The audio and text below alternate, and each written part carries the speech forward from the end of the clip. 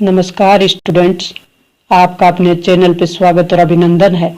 आज का हमारा महत्वपूर्ण टॉपिक है वो है भारत की विदेश संबंधों का जो टॉपिक है ये आरबीएसई बोर्ड में तो है ही है, साथ ही सीबीएसई बोर्ड और एनसीईआरटी सिलेबस जहां भी जिस बोर्ड में चलता है या कहीं की एनसीईआरटी बेस्ड जो सिलेबस है अदर बोर्ड में, उन सब के लिए उपयोगी है और महत्वपूर्ण है। तो बढ़ते हैं महत्वपूर्ण और उपयोगी कंटेंट की ओर। साथ ही साथ हम बात करें कि अगर आप किसी भी कंपटीशन की तैयारी कर रहे हो, बोर्ड क्लासों के लिए तो है ही है उपयोगी, जो 12th बोर्ड पॉलिटिकल साइंस की तैयारी कर रहे हैं, एग्जाम देंगे उनके लिए, साथ ही आप किसी भी एग्जाम की तैयारी कर रहे हैं जहां आपकी ये टॉपिक है वहां आपके लिए उपयोगी होगा। बढ़ते हैं नेक्स्ट और महत्वपूर्ण टॉपिक की ओर।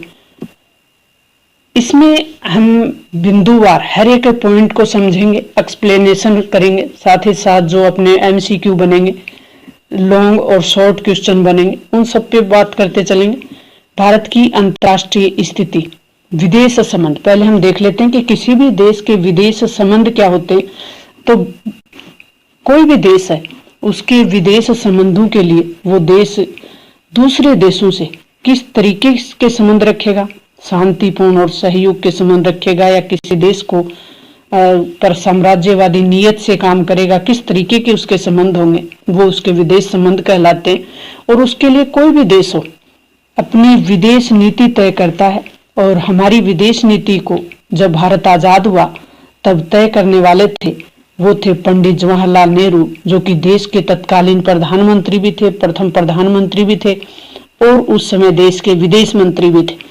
दो पदों को सुशोभित करने वाले उस समय पंडित जवाहरलाल नेहरू ने देश की स्थिति यानी देश की घरेलू राजनीति और अंतर्राष्ट्रीय राजनीति को ध्यान में रखते हुए भारत की विदेश नीति को तैयार किया, क्योंकि किसी भी देश के विदेश संबंध हैं उस पर उस देश की घरेलू राजनीति और उस देश की वो देश है किन अंतर्राष्ट्रीय परिस्थितियों में है, किन अंतर्राष्ट्रीय राजनीति में वो काम करेगा।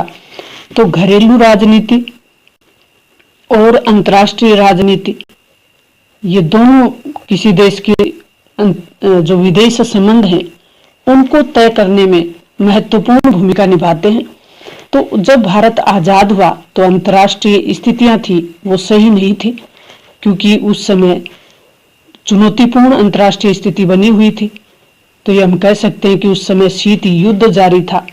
दूसरी बात, उपनिवेशवाद की समाप्ति के बाद विश्व के मानचित्र पटल पर कुछ नए देशों का उदय हुआ। भारत जब 1947 में आजाद हुआ उस समय और भी कई देश उपनिवेशवाद से स्वतंत्र हुए थे, और नए देशों के सामने सबसे बड़ी समस्या थी कि लोकतंत्र को बनाए कैसे रखें, और साथ ही जनता की भलाई करने की भी चुनौती थी। भारत के सामने भी हमने पहले चैप्टर में पढ़ा, स्वतंत्र भारत की राजनीति वाले पहले चैप्टर में, क्योंकि हम 4th नंबर का चैप्टर पढ़ रहे हैं। तो पहले चैप्टर में हमने पढ़ा था कि भारत के सामने 3 चुनौती थी। एक थी देश को एकता और अखंडता कैसे प्रदान करें, क्षेत्रीय अखंडता कैसे प्रदान करें। दूसरी थी आर्थिक विकास की। तो तीसरी जो अपनी चुनौती थी, तंत्र को कायम कैसे रखें। इन 3 चुनौतियों के साथ साथ भारत को आगे बढ़ना था। स्वतंत्रता प्राप्ति के तुरंत पश्चात भारत ने जो विदेश नीति अपनाई उसमें उन दोनों बातों की झलक हम पाते हैं। अंग्रेजी सरकार ने अपने पीछे जब भारत को आजाद छोड़ा उस समय अंतर्राष्ट्रीय विवादों की भी पूरी विरासत थी, साथ में भारत में भी विवादों की एक विरासत छोड़ के ही गए थे, क्योंकि भारत का बंटवारा धर्म के आधार पे हुआ था। बड़े स्तर पे सांप्रदायिक हिंसा हो रही थी। भारत की जनता थी वो गरीब थी। एक राष्ट्र के रूप में भारत का जन्म विश्व युद्ध की पृष्ठभूमि में हुआ था। बिल्कुल शीत युद्ध उस समय चल रहा था। ऐसे में भारत ने अपनी विदेश नीति में अन्य सभी देशों की संप्रभुता और सम्मान करने, शांति कायम करने और अपनी सुरक्षा सुनिश्चित करने का लक्ष्य सामने रखा। भारत की विदेश नीति संविधान के अनुच्छेद 51 में निर्धारित की हुई है, लिखी हुई है कि हम कौन सी नीति पे काम करेंगे, कौन सी नीति के तहत दूसरे देशों से अपने संबंध बनाएंगे। ये संविधान के अनुच्छेद 51 में है, जो कि नीति निर्देशक तत्वों का अंतिम अनुच्छेद है।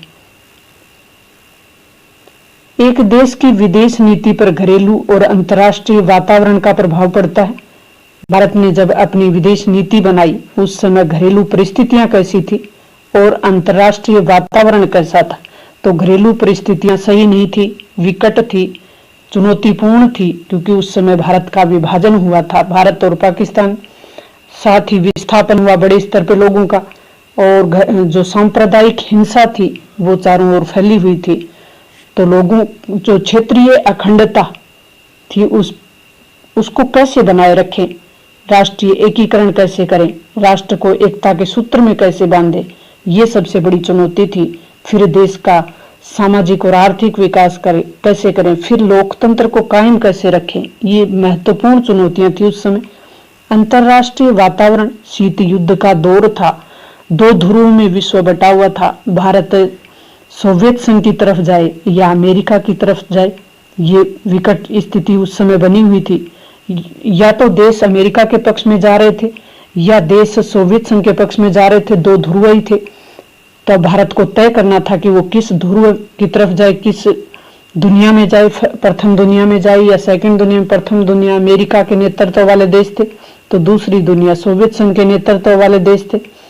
अब जो देश स्वतंत्र हुए थे भारत जैसे, वो विकासशील देश थे, और विकासशील देशों के पास अंतर्राष्ट्रीय व्यवस्था के भीतर अपने उद्देश्यों को पूरा करने के लिए आवश्यक संसाधन नहीं थे, यानी इनके पास संसाधनों का अभाव था।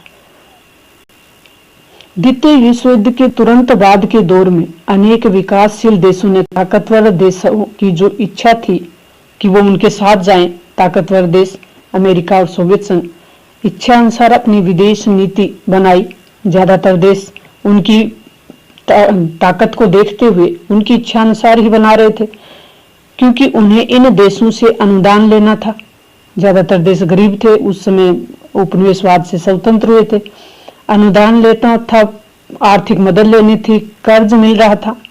जैसा कि हमने समकालीन विश्व राजनीति के पहले चैप्टर में पढ़ा था कि शीत युद्ध के दौरान जो छोटे छोटे देश थे उनको महाशक्तियां अपने लिए इस्तेमाल कर रही थी, तो छोटे देशों को भी बड़ी देशों के साथ मिलना एक मजबूरी थी, क्योंकि उनको आर्थिक मदद चाहिए थी, उन्हें अनुदान चाहिए था, उन्हें कर्ज चाहिए था आगे बढ़ने के लिए, विकास करने के लिए।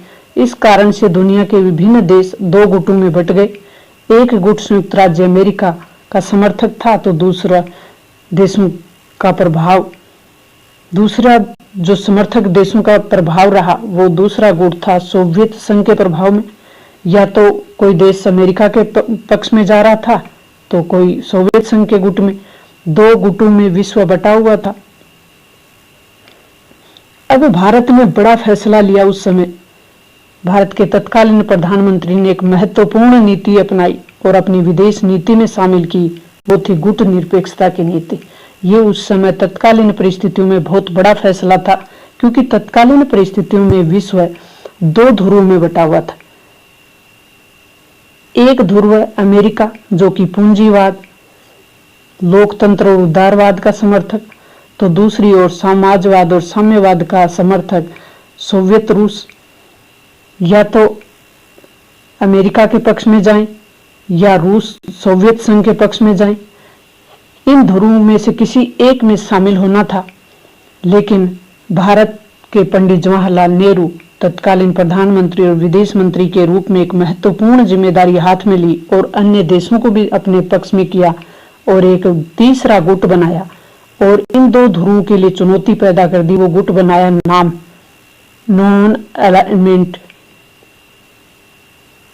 नॉन अलायंस मूवमेंट, इन किसी भी गुट के साथ नहीं जुड़ना। किसी भी सैनिक गुट, ये सैनिक गुट थे, यहाँ नाटो था तो यहाँ वारसा था, या तो नाटो में जाएं या वारसा में जाएं, तो किसी भी सैनिक गुट में शामिल नहीं होने की नीति गुट निरपेक्षता की नीति कहलाती है, जिसका समर्थन भारत ने किया। और गुट निरपेक्षता की नीति न केवल खुद ने अपनाई बल्कि अन्य देशों को भी इसमें जोड़ा। संपूर्ण विश्व में उपनिवेशवाद और साम्राज्यवाद के विरुद्ध जो संघर्ष चल रहे थे, भारत के राष्ट्रवादी नेता दुनिया के अन्य उपनिवेश से जो मुक्ति का जो संग्राम चला रहे थे, स्वतंत्र होने के लिए जो नेता, उनसे संपर्क किया और नेताजी सुभाष चंद्र ने दूसरे विश्व युद्ध के दौरान एक आर्मी बनाई जिसका नाम था नेशनल आर्मी। तो ये पूछा जाता है प्रश्न, सुभाष चंद्र द्वारा बनाई हुई आर्मी का नाम। भारत के प्रथम प्रधानमंत्री पंडित जवाहरलाल नेहरू ने राष्ट्रीय एजेंडा तय करने में निर्णायक भूमिका निभाई। प्रधानमंत्री और विदेश मंत्री के रूप में 1946 से 1964 तक मई 1964 में प्रधानमंत्री पंडित जवाहरलाल नेहरू की मृत्यु हो जाती है।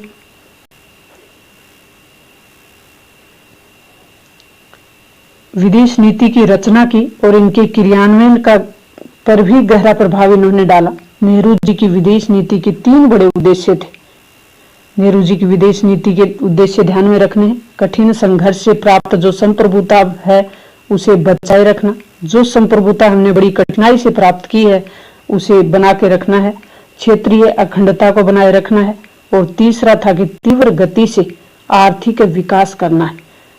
और तीव्र आर्थिक विकास के लिए नियोजन की नीति अपनाई, जो कि तीसरे चैप्टर में हम पढ़ चुके हैं। पंचवर्षीय योजनाओं के तहत विकास की जो नीति थी, नियोजित विकास की नीति, वो अपनाई। क्षेत्रीय एकता और अखंडता और संप्रभुता को बनाए रखना। नेहरू जी इन उद्देश्यों को गुट निरपेक्षता की नीति अपनाकर प्राप्त करना चाहते थे।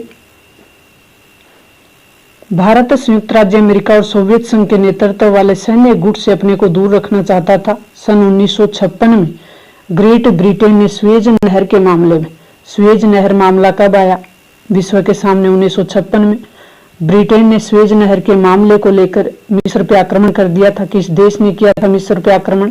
ग्रेट ब्रिटेन ने। भारत ने इस नव औपनिवेशिक हमले के विरुद्ध एक विश्वव्यापी विरोध का नेतृत्व किया।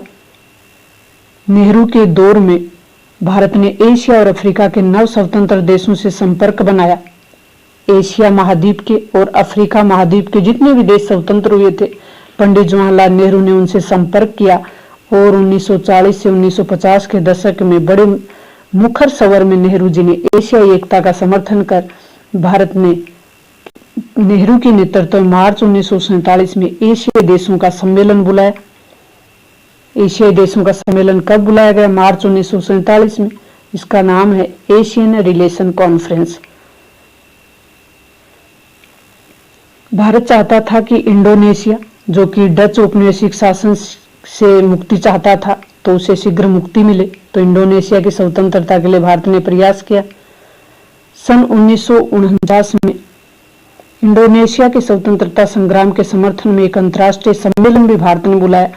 इंडोनेशिया के बांडुंग शिखर सम्मेलन, इंडोनेशिया के एक शहर बांडुंग में एशियो अफ्रीका सम्मेलन, एशिया और अफ्रीका महाद्वीप के जितने भी देश थे जिनको नाम दिया गया अफ्रो एशियाई, और ये सम्मेलन 1955 में हुआ।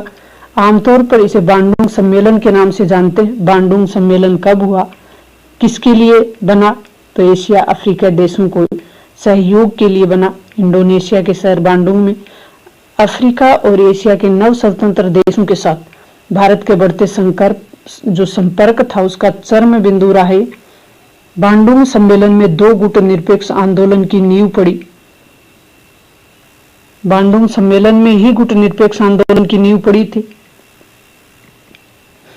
और गुट निरपेक्ष आंदोलन का प्रथम शिखर सम्मेलन सितंबर 1961 में बुलाया गया था बेलग्रेड में। गुट निरपेक्ष आंदोलन में नेहरू जी की महत्वपूर्ण भूमिका रही। तो इंडोनेशिया की स्वतंत्रता के लिए मिस्र की जो स्वेज नहर का मामला था, वहां भारत ने स्वतंत्र पक्ष रखा। तो ये सब क्यों रख पाया भारत? क्योंकि भारत ने गुट निरपेक्षता की नीति अपनाई थी। अगर किसी गुट में शामिल होता तो उसी गुट में भारत को बोलना पड़ता। चीन के साथ संबंध कैसे रहे? भारत का एक पड़ोसी देश चीन, उसके साथ भारत के संबंध कैसे रहे? भारत चीन संबंधों के बारे में हम मोस्ट और इम्पोर्टेंट फैक्ट क्लियर करते हैं। पाकिस्तान के साथ अपने संबंधों के विपरीत स्वतंत्र भारत ने चीन के साथ अपने रिश्तों की शुरुआत बड़े ही मित्रतापूर्ण ढंग से की थी। पाकिस्तान का विभाजन जब हुआ भारत से, तो धर्म के आधार पर हुआ था। बड़े स्तर पर सांप्रदायिक हिंसा हुई थी। तो ये संबंध मित्रतापूर्ण वाले नहीं थे, खराब हो चुके थे। लेकिन चीन के साथ भारत के जो रिश्ते थे, उनकी शुरुआत मित्रतापूर्ण ढंग से हुई थी। सन 1949 की चीनी क्रांति के पश्चात भारत चीन की कम्युनिस्ट सरकार को मान्यता देने वाला भारत पहला देश था। तो कम्युनिस्ट सरकार चीन में कब बनी? 1949 में, और समर्थन देने वाला पहला देश भारत था। शांतिपूर्ण सहअस्तित्व के 5 सिद्धांत भारत की विदेश नीति का महत्वपूर्ण तत्व है। शांतिपूर्ण सहअस्तित्व का पंचशील सिद्धांत, और इसे 5शील सिद्धांत के नाम से जाना जाता है क्योंकि इसमें 5 सिद्धांतों का प्रतिपादन किया गया था, और इसे ये शांतिपूर्ण सहअस्तित्व के 5 सिद्धांत थे।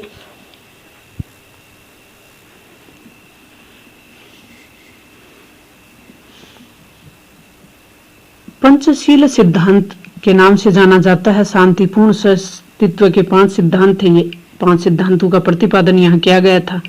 इसमें घोषणा करने वाले भारत के प्रथम प्रधानमंत्री पंडित नेहरू और चीन की तरफ से थे चाउ एंड लाई। संयुक्त रूप से 29 अप्रैल 1954 के दिन इनका प्रतिपादन किया गया। यानी दोनों देशों के बीच मजबूत संबंधों की दिशा में एक अच्छा कदम माना गया। चीन ने सन 1950 में तिब्बत पे कब्जा कर लिया। शुरुआत यहाँ से होती है संबंधों की खराब होने की, लेकिन सही से संबंध हैं वो 1959 में खराब होते हैं। 1950 में तिब्बत पे कब्जा कर लिया जाता है चीन के द्वारा। इससे भारत और चीन के बीच ऐतिहासिक रूप से जो मध्यवर्ती राज्य चला आ रहा था तिब्बत, बफर स्टेट, मध्यवर्ती राज्य को बफर स्टेट भी कहते हैं। बफर स्टेट या मध्यवर्ती राज्य का मतलब होता है कि 2 शक्तिशाली देश के बीच एक छोटा सा क्षेत्र हो या कोई देश हो जो इनके सीधे आक्रमण को रोक सके, उसे कहते हैं बफर स्टेट। तो तिब्बत इस प्रकार का राज्य था, वह समाप्त हो गया। तिब्बत के धार्मिक नेता जो दलाई लामा थे वो 1959 में भारत आ जाते हैं और राजनीतिक शरण भारत से ये मांगते हैं। भारत द्वारा शरण दे दी जाती है। तिब्बत मध्य एशिया का प्रसिद्ध पठार है और ऐतिहासिक रूप से तिब्बत भारत चीन के बीच विवाद का एक बड़ा मुद्दा रहा है। तो ये सीमा विवाद में ध्यान रखें, चीन ने तिब्बत पे नियंत्रण कर लिया। सन 1954 में जब भारत और चीन के बीच पंचशील समझौते पे हस्ताक्षर हो रहे थे तो उसके प्रावधानों के तहत ये बात शामिल थी कि दोनों देश एक दूसरे की क्षेत्रीय संप्रभुता का पालन करेंगे या सम्मान करेंगे। चीन ने स्वायत्त तिब्बत क्षेत्र बनाया और इस क्षेत्र को यह अभिन्न अंग मानता है। तिब्बती जनता चीन के इस फैसले के पक्ष में नहीं है और वे इस दावे को नहीं मानते। तिब्बती लोग वो चीन का अभिन्न अंग है। वे मानते हैं कि चीन मानता है कि ये इसका अभिन्न अंग है, लेकिन तिब्बत के लोग वो नहीं मानते। और तिब्बत के लोगों का ये भी कहना है कि जो उनकी परंपरागत संस्कृति है, धर्म है, उसको चीन नष्ट कर रहा है और साम्यवाद का विस्तार करना चाहता है। भारत और चीन के बीच एक सीमा विवाद उठ खड़ा हुआ।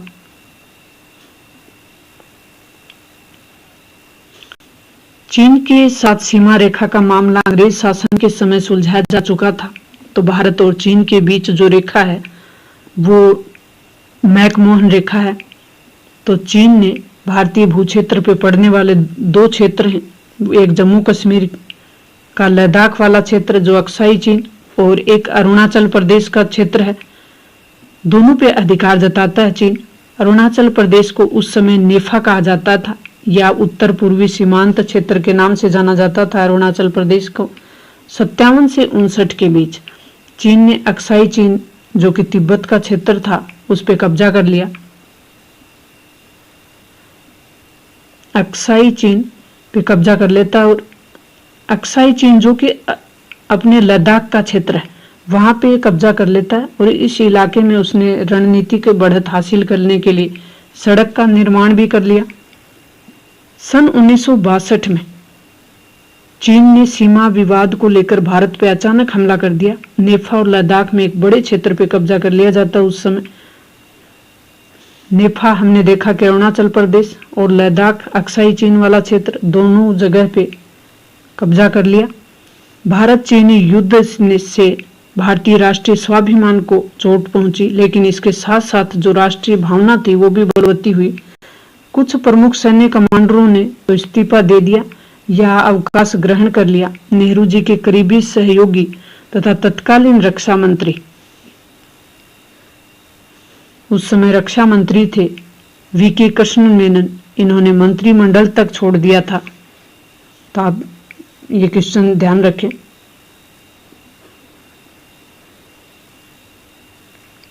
भारत चीन संघर्ष का प्रभाव विपक्षी दलों पर भी पड़ा। इस युद्ध और चीन सोवियत संघ के बीच बढ़ते मतभेद, जो भारत चीन का जो संघर्ष था उसका विपक्षी दलों पे भी प्रभाव पड़ा। तो विपक्षी दल जो कम्युनिस्ट पार्टियां थी उन पे भी पड़ा। इस युद्ध और चीन सोवियत संघर्ष के बीच बढ़ते मतभेद से भारतीय कम्युनिस्ट पार्टी के अंदर बड़ी उठापटक मची। सोवियत संघ का पक्षधर जो गुट था भारतीय कम्युनिस्ट पार्टी का, भाकपा का, उसने कांग्रेस के साथ नजदीकियां बढ़ाई। दूसरा गुट कुछ समय के लिए चीन का पक्षधर रहा और ये गुट कांग्रेस के साथ किसी भी प्रकार की नजदीकी रखने के विरुद्ध था। और इस तरीके से भारतीय कम्युनिस्ट पार्टी का 1964 में विभाजन हो जाता है। भारतीय कम्युनिस्ट पार्टी सीपीआई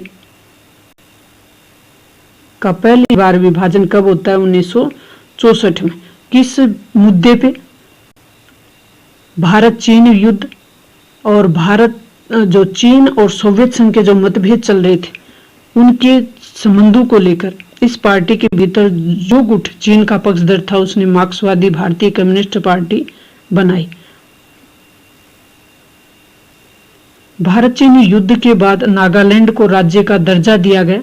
नागालैंड 1963 में बनने वाला राज्य था।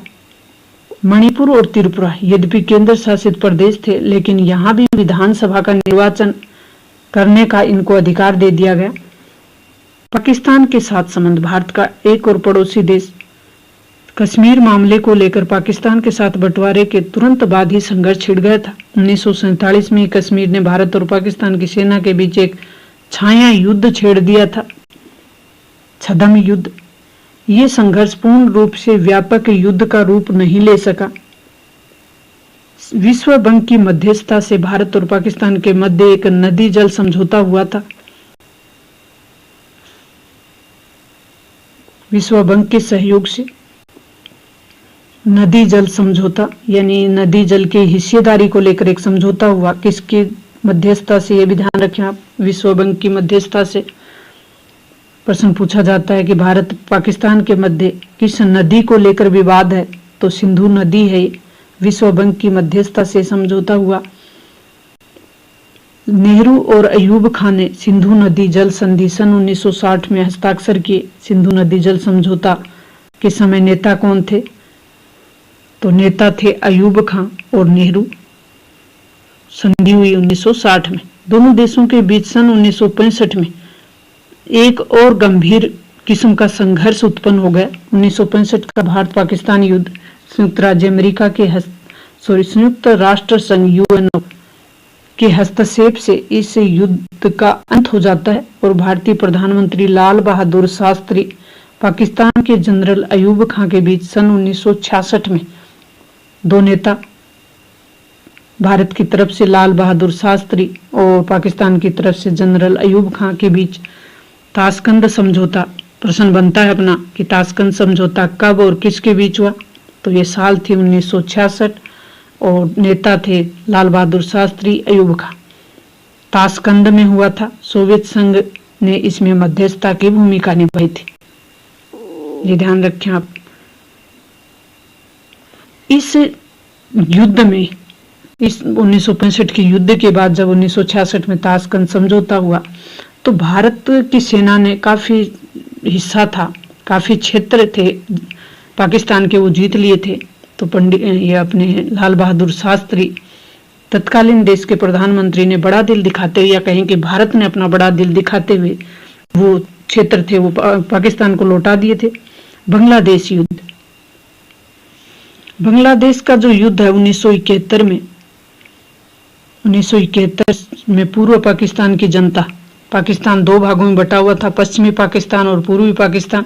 भारत के मैप में अगर हम देखें तो ज्यादा अच्छे से समझ पाएंगे।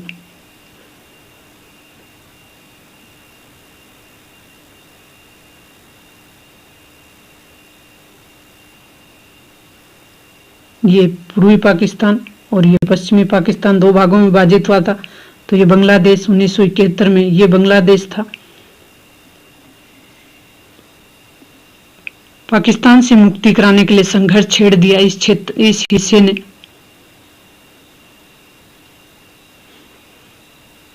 भारत ने बांग्लादेश के मुक्ति संग्राम को नैतिक समर्थन दिया और भौतिक सहायता भी दी।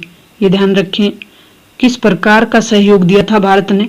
नैतिक समर्थन और भौतिक सहायता। आगे बहुत ही सुंदर प्रश्न बनेगा अपना कि क्या भारत की विदेश नीति से झलकता है कि भारत क्षेत्रीय स्तर की महाशक्ति बनना चाहता है? 1971 के बांग्लादेशी युद्ध के संदर्भ में आपको देना है। तो आपको यहाँ लगा कि भारत बांग्लादेश पे या कोई क्षेत्रीय ताकत बनना चाह रहा है, तो भारत ने ऐसा कुछ नहीं किया। 1965 के युद्ध में भी जीते हुए क्षेत्र वापस कर दिए थे और यहाँ भी 1971 के युद्ध में भी नैतिक समर्थन और भौतिक सहायता दी थी। 1971 में भारत और पाकिस्तान के मध्य युद्ध छिड़ गया और इस युद्ध में 90,000 सैनिक के साथ पाकिस्तानी सेना ने आत्मसमर्पण कर दिया। बांग्लादेश के रूप में एक स्वतंत्र राष्ट्र के उदय के साथ ही भारतीय सेना ने अपनी ओर से एक तरफा युद्ध विराम घोषित कर दिया। 1971 में भारत पाकिस्तान युद्ध में विजय के उपरांत इंदिरा गांधी की लोकप्रियता बढ़ गई। तत्कालीन प्रधानमंत्री इंदिरा गांधी थी उस समय। इनकी लोकप्रियता बढ़ जाती है और अधिकांश राज्यों के विधानसभा चुनाव में कांग्रेस पार्टी को बड़े बहुमत से विजय प्राप्त होती है। 2 जुलाई 1972 को भारतीय प्रधानमंत्री इंदिरा गांधी 1971 के भारत पाकिस्तान युद्ध से इंदिरा गांधी की छवि पे या व्यक्तित्व पे क्या असर पड़ता है, तो ये भी क्वेश्चन आप कर सकते हो आसानी से। इंदिरा गांधी की लोकप्रियता बढ़ जाती है, अधिकांश विधानसभा चुनाव में कांग्रेस पार्टी विजय होती है। 2 जुलाई 1972 में भारतीय प्रधानमंत्री इंदिरा गांधी और पाकिस्तानी राष्ट्रपति जुल्फिकार अली भुट्टो के मध्य शिमला समझौता कब होता है और किसके बीच होता है? इंदिरा गांधी और जुल्फिकार अली भुट्टो। ये समझौता शिमला समझौता है और इससे पहले समझौता हुआ 1965 के बाद, वो समझौता था ताशकंद। टी से शुरू होता है, तो TS याद रख लें आप, टी पहले S बाद में। 2 समझौते हुए भारत पाकिस्तान के बीच, T और S, ताशकंद और शिमला। भारत की परमाणु नीति, ये भी भारत की विदेश नीति का हिस्सा है। भारत ने मई 1974 में परमाणु परीक्षण किया। भारत का मत था, भारत का प्रथम परमाणु परीक्षण कब हुआ? एक क्वेश्चन हमारा निकल के आ गया। मई 1974 राजस्थान के पोखरण में, राजस्थान के जैसलमेर जिले में पोखरण है, वहां पे प्रथम परमाणु परीक्षण हुआ था। भारत का मत था कि ये अणु शक्ति का उपयोग केवल शांतिपूर्ण उद्देश्यों के लिए करेगा। सन 1999 के शुरुआती महीनों में भारतीय क्षेत्र की जो नियंत्रण सीमा रेखा के कई ठिकानों पे मुजाहिदीनों ने कब्जा कर लिया। इससे भारत पाकिस्तान के मध्य युद्ध या कहीं की संघर्ष छिड़ जाता है और इसे कारगिल संघर्ष के नाम से जाना जाता है। कारगिल संघर्ष भारत पाकिस्तान के बीच कब हुआ? 1999 को। भारत ने मई 1998 में द्वितीय परमाणु परीक्षण किया और उस समय देश के प्रधानमंत्री थे अटल बिहारी वाजपेयी। ये भी जैसलमेर राजस्थान के पोखरण में हुआ था और दुनिया को ये जताया गया इस परमाणु परीक्षण द्वारा कि उसके पास भी सैन्य उद्देश्यों के लिए अणु शक्ति के इस्तेमाल की क्षमता है। भारत एक परमाणु शक्ति संपन्न देश है। भारत की परमाणु नीति में सैद्धांतिक तौर पर यह बात स्वीकार की गई कि भारत परमाणु हथियार रखेगा लेकिन उसका पहले इस्तेमाल नहीं करेगा। भारत अपनी परमाणु शक्ति का पहले किसी भी देश पे परमाणु शक्ति से हमला नहीं करेगा या उसका उपयोग पहले किसी देश पे नहीं करेगा, लेकिन बाद में किसी को छोड़ेगा नहीं। ये परमाणु नीति की सैद्धांतिक तौर पे इसे स्वीकार किया गया है। भारत की परमाणु नीति में बात दोहराई गई है कि भारत वैश्विक स्तर पर लागू एवं भेदभाव विहीन जो परमाणु निशस्त्रीकरण की नीति है उसके प्रति वचनबद्ध है ताकि परमाणु हथियारों से विहीन विश्व की रचना हो सके। परमाणु परीक्षण भेदभाव रहित विहीन संधि कौन सी संधि थी? ये संधि थी 1967-68 वाली परमाणु अप्रसार संधि। विदेश नीति के संदर्भ में भारतीय राजनीति में विभिन्न दलों के मध्य राष्ट्रीय अखंडता, अंतर्राष्ट्रीय सीमा रेखा की सुरक्षा और राष्ट्रीय हित के मामलों पर व्यापक सहमति है। तो भारत की विदेश नीति को या भारत के विदेश संबंधों को हमने अच्छी तरीके से समझने का प्रयास किया है। तो भारत की विदेश नीति के संदर्भ में भारतीय राजनीति में विभिन्न दलों के मध्य राष्ट्रीय अखंडता, अंतर्राष्ट्रीय सीमा रेखा और सुरक्षा और राष्ट्रीय हित के मामले हैं, उन पर व्यापक सहमति है। भारत में किसी भी प्रकार की या किसी भी दल की सरकार बने, उनकी प्राथमिकता में है कि भारत की एकता और अखंडता पर किसी प्रकार की आंच नहीं आए, भारत की अंतर्राष्ट्रीय सीमा पे कोई आंच नहीं आए, सुरक्षा और राष्ट्रीय हित के जो मामले हैं वो पहले अपने जो कॉन्सेप्ट थे उनको क्लियर करने का प्रयास किया। मुझे उम्मीद है कि इससे आपको जरूर अपनी एग्जाम में अच्छा परफॉर्मेंस, अच्छे मार्क्स दिलाने में आपको मदद करेगा। मिलते हैं नेक्स्ट और महत्वपूर्ण वीडियो के साथ।